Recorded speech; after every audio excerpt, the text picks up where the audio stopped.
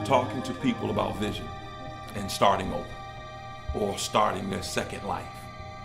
And I just been thinking about people that I know had one life and then they made the turn. And so in them making the turn, I want to be able to, well, first of all, people don't know this, you're a rocket scientist. What does that mean? I know you're a rocket scientist, but when I say that, what does that make you think about? Well, technically, I'm not a rocket scientist. I'm an aeronautical engineer. Okay. Dealing with airplanes. I went to school for aeronautical industrial technology and aviation management. We deal with fighter jets, like F-22s, F-16s, C-22s, C-50s, Okay. things like that. Did you ever work on flying or anything? Yes, I had my private pilot's license. What? Yeah. Okay. And you grew up in Southeast, right? Southeast, 16th Street. 16th Street, Southeast. What school did you graduate from? I went to Friendship Edison Collegiate Academy. My neighborhood school was Anacostia. Okay. But my mother said no. I need to understand, if you went to school for that, how are you here? How are we here in something turning natural? Because you were working where at one point? I was at Lockheed Martin once I graduated. Lockheed Martin? Yeah. Okay. The #1 defense company, building weapons for airplanes. How in the world do you go from building weapons to what's happening here? Tell me, what happened? From weapons to juicing? Yeah, weapons to juicing. Well, a lot happened in between that, and I had to make the decision of what I'm good at and what my gift is. Okay. I was good at engineering, I was good at math, I was good at science, but this is my gift, helping people live a quality life. Okay. And I had to decide that that's not, when we go to school, we're taught to go to school for things that's going to make us money. Right. Not to excel what we're really passionate about. And I wasn't necessarily passionate about juicing, I was passionate about health. Do you go through anything that helps you make this transition, or you just decide, one day I'm no longer going to work at NASA, and now I'm just going to do juicing? When my mother was diagnosed with breast cancer in 2001, for 9.5 years she was in remission. And in between then, around 2005, she started turning natural. And literally turning natural and the entity turning natural. She started juicing for us. She changed how she ate. She changed the paint in our house. Okay. No more honey buns and fruit snacks and stuff like that. So we were like, lady, you're crazy. We want to eat this stuff. But she knew the quality of life she wanted to live. She was fighting for her life. Okay. 2010, she passed away. Okay. I became very numb. Okay. There was nothing sensitive about me anymore. Okay. Everything was okay.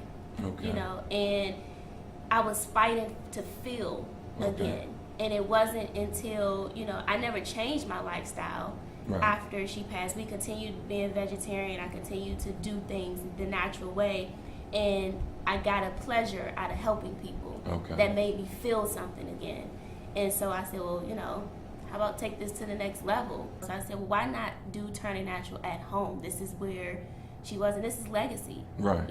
She doesn't die because Turning Natural lives. Give me something. What is the aha? What is the thing? I mean, that you just say, okay, I'm just going to start giving people juices. No. I quit my job at Lockheed, and I sat around. I did nothing. I watched TV. I traveled. I got in everybody else's stuff on everybody else's page, and then I'm looking at people dying. Every time I get a phone call, not every time, but majority of the time, people saying, oh, well, my mother just had a heart attack, or this person is now diagnosed with cancer, or this person is having, diabetic issues. And I'm saying, Jerri, you're sitting back and you're doing nothing. You have all of these tools. Okay. And that's not fair. Okay. My mother, she wouldn't want that. Okay. And, actually, that aha moment, she came to me in a dream, and I didn't normally dream about her. And she said, why are you so broken? Okay. And I'm like, And she said, you're obligated to continue creating. And I didn't know what that meant at that moment until I said, you know what? I'm going to do it.